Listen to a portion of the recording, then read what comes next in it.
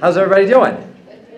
Good, good. I am really glad to see everybody here. Took the time to come out. Thank you. This is really run by a great group of people, one with whom I went to school with, so I take a particular fondness to this conference for that reason. I'm here today. That's not me. There I am. I'm here to talk about building a community for your podcast. As was mentioned, I am social media and mobile products coordinator for New York University, but I'm not here to talk about anything I'm doing at NYU. What I'm actually here to talk about is what I do as the host of a YA Social podcast, and now actually what's called, we have another sub-podcast with that called Social Stories. But I'm not going to talk about the podcast. I really want to talk about what I've done in building community there, because that's what's interesting, that's what's useful for you all. And it totally impacts you in a lot of different ways, because a lot of the stuff I talk about today works with blogging, it works with social media, so it works across the board. A little bit about myself, feel free to connect up with me. You can find me at @cbarrows, follow the podcast at YI Social. Would love to chat with you, and if you have questions, of course, you can always throw them my way on Twitter. I'm extremely active on there with both these accounts. So. As for who I am social media coordinator at NYU. Fantastic. It's a great job. I love it. But my real passion is telling stories, and that's why I created the podcast, and that's why I'm standing in front of you right now. And what I really like to talk about when I talk about podcasting is the actual power of podcasting and what can podcasting do. We live in a world where there are so many blogs, there are so many websites, there are so many different ways to tell a story. But what people don't realize is there's really only about, from the last number that I was seeing, approximately 250,000 podcasts. Now that's not a small number by any means, but in comparison to the amount of blogs and websites and everything that you're looking at there, it is a very, very small number. So podcasting is huge in that way. And how many of you in the room, by a show of hands, have a commute of more than 15 minutes to work? All right, so a good portion, about half. The average commute is 25 minutes. 25 minutes. And in that time, you can do a lot of things. In particular, you've got places like Spotify investing in podcasts. You've got people who would go to use Spotify maybe to listen to music who are now going to be coming into the podcast space because they're providing that venue. So this is where people are listening to these. They're easy to consume on the go. So they're immensely powerful. And for storytelling, sharing news, they go a very long way. So if you've considered a podcast, you're still in a good period of time where you can invest into doing one. And I say invest because it does take time. So this is the podcast I do. It's YI Social. Feel free to check it out. ChrisGBarrows.com, Y-I-social-podcast. I know that's a pain. So just go to ChrisGBarrows.com and there's a link. But have a link. Feel free to check it out. That's the only plug I'm really going to do. And go right into this. So community. Community is huge. I'm a big Lord of the Rings fan, so I had to include Hobbitown here. But, community is at the core of everything that we do, whether it be a blog, whether it be running a social media account. So no matter what we're doing in our personal lives or in our job, we are impacted by community. So community to me is at the heart of success, both personally and professionally. I mean, if we run a business, you need a community of people around you to support your product. If we're in our personal lives, we need a community to support us during the good days and the bad days. Through a podcast, you can build a tremendous community. You can build a group of people who are going to come back every week and listen. And we're not necessarily going to have a podcast if we're just starting one that has 200,000 downloads a month or even 1,000 downloads a month. But just because we don't have gigantic numbers of people downloading a podcast, it does not mean that we don't have a strong community, a strong group of people who are actually spreading the word so much far beyond that initial audience. And this is how we grow. So we have to focus on community to grow our product. And in this case, we're talking about the product that is the podcast. This takes time. I always warn people about this because a lot of people say, I'm just going to go start a podcast. Yep, just to do it right now. Great. Fantastic. you don't realize how much time it's going to take. So don't say that to me. I can tell you a podcast, depending on the level of love you're putting into it, let's assume once a week because you need consistency, you're going to put in about between basic editing, promotion, things along those lines, 5 hours a week, 20 hours a month. Again, it all depends on the amount of love you want to give it. You could just put something out there, but it's not going to succeed if you don't give it that love and attention. So these things take time. Building community takes time.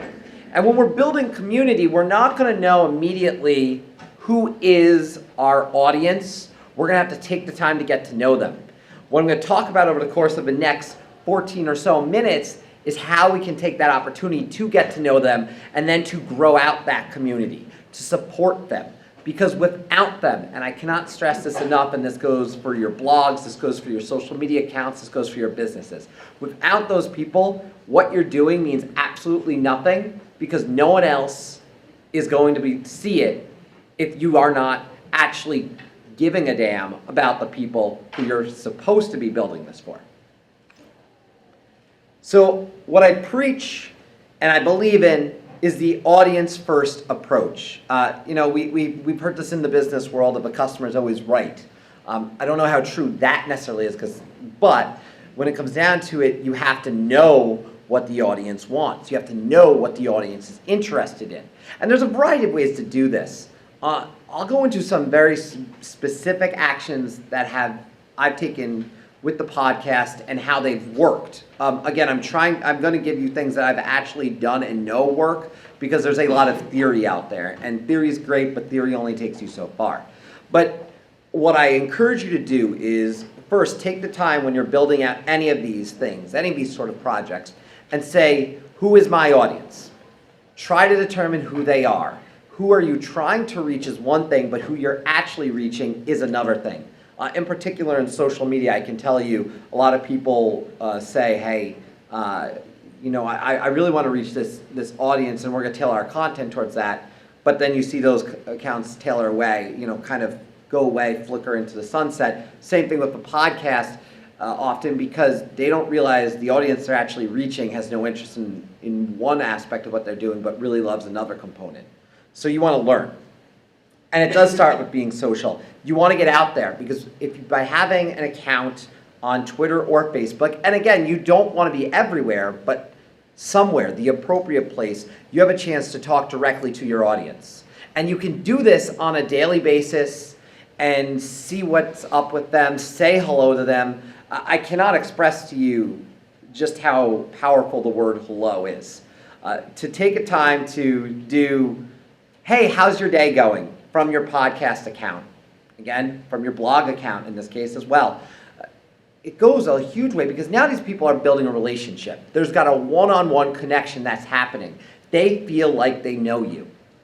And now they're more enticed to come to your page, to your blog, to your podcast. And we're doing this with a purpose. And I say purpose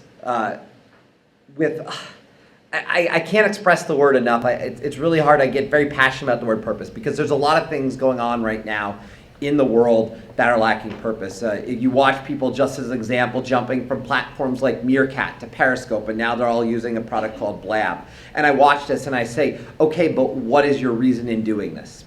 The same thing when you're trying to reach your audience on your podcast. The same thing when you're using your social. Don't create an Instagram account because someone says, oh, it'd be great if you had an Instagram account. One person saying you need an Instagram account does not justify it.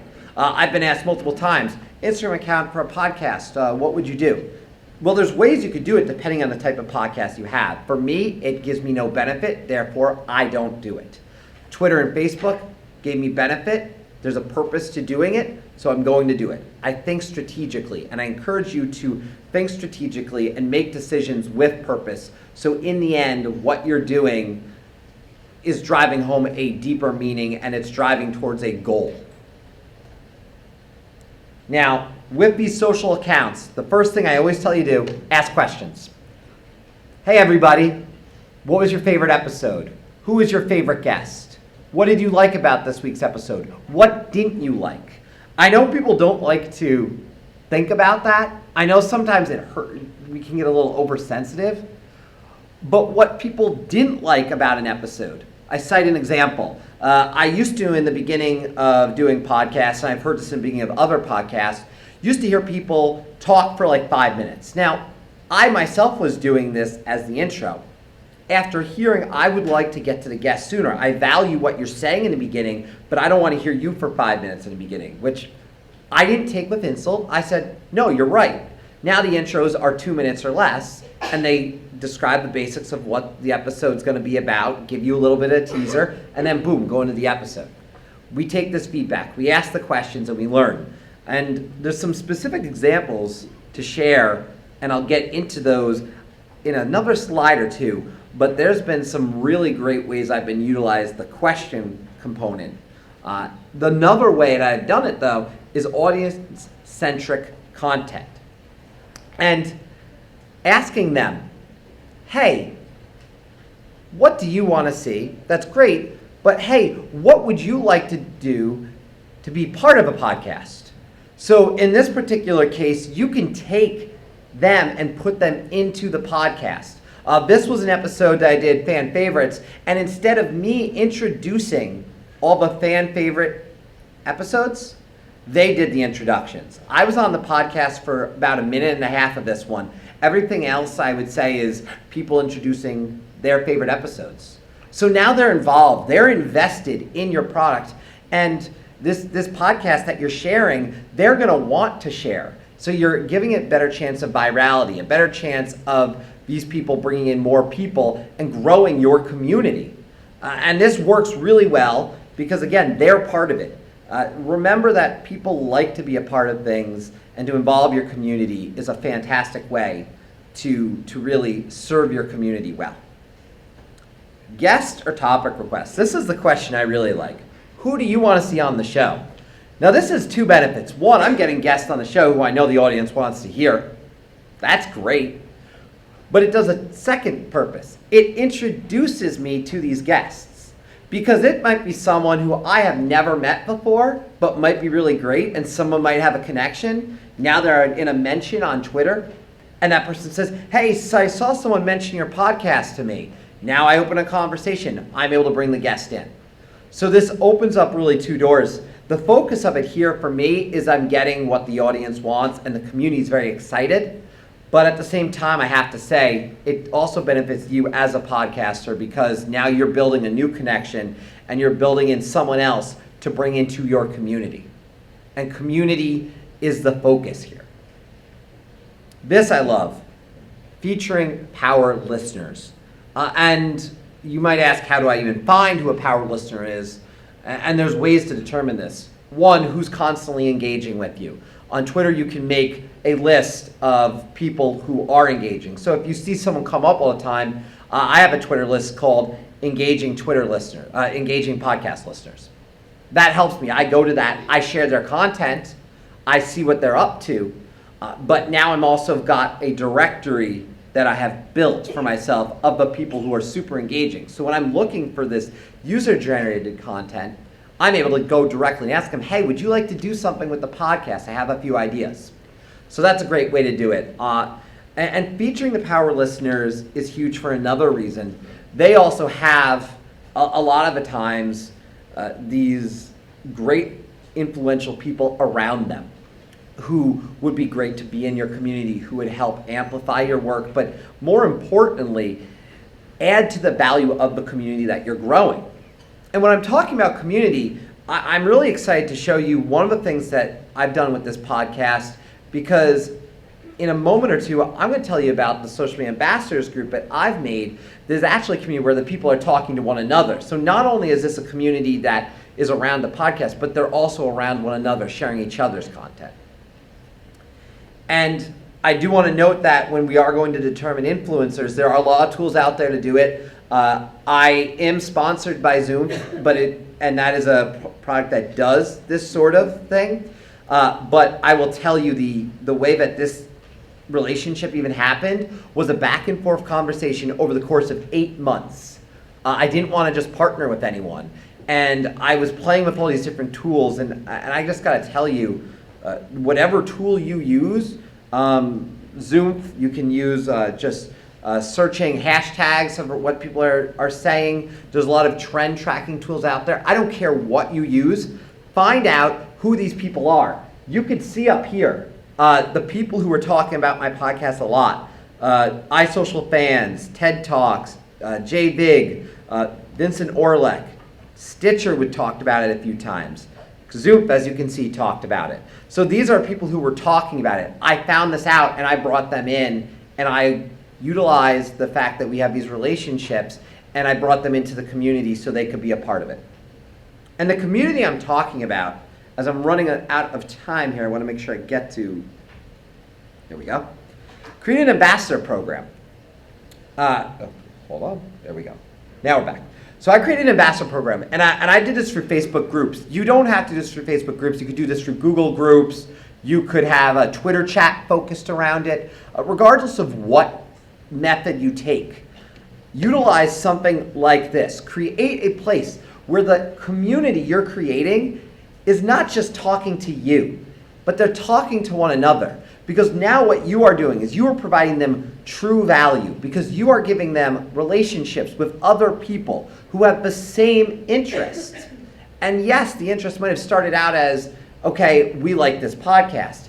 But now they're going to find out, hey, you like reality TV too, or you like blogging as well, or you like podcasting just as a general whole. Whatever that topic is, these people are going to slowly start to find that out.